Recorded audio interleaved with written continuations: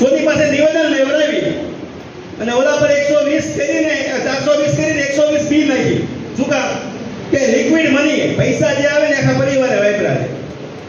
એની ઘરવાળી બધા બહાર ઉભા હતા એટલે એમને લઈ લીધા. હારવાર આખા ઘરે પૈસા સાંજ સુધીમાં ભેગા કરીને આપી દીધા. સાહેબ પૈસા આપી દીધા. અહીંયા આવ્યો હું એ લઈ લીધા, દાદીનો આપી દીધો, હું નીકળી ગયો. આ સજા આપ્યા, કડક સજા જ્યાં સુધી ચોરને નહીં થાય ત્યાં સુધી.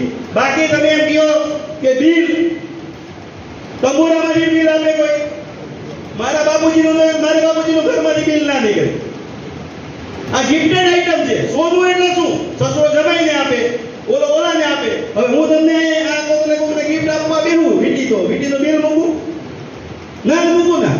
એટલે ગિફ્ટેડ આઈટમમાં સરકાર પાસે એ નિયમ જ નથી, એ પુરવાર નથી થાય એમ કે બિલ આપો એમ. ફરજિયાત બિલ થાય જ નહીં. તો ગિફ્ટેડ આઈટમ તો બધું આવે ધાતુ, તો બધી ધાતુ ચાંદીમાં નામાં તેમાં તો સરકાર ગધે લાગી જાય. આ બધી છે ને જે ટર્નઓવર ફરે છે ને હોના ચાંદીનું ઊભું રહી જાય. ટેક્સ આવે ક્યાંથી? કાંઈ ન આવે. આ તો ખાધું પીધું ભૂલી ગયા, પાણીપુરી જેવું. પણ તમારે આ સોગંદનામું એટલે જ કરવું પડે છે કે કિંમતી દાગીનો છે એટલે કોર્ટે લગામ આપી છે.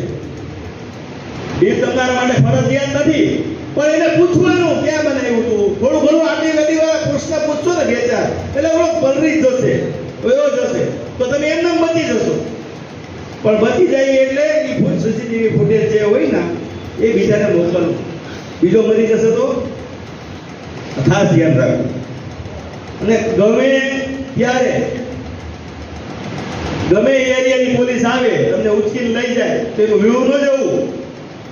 ગેલા થઈને કોઈ વેવાઈના ઘરે નહીં જતા.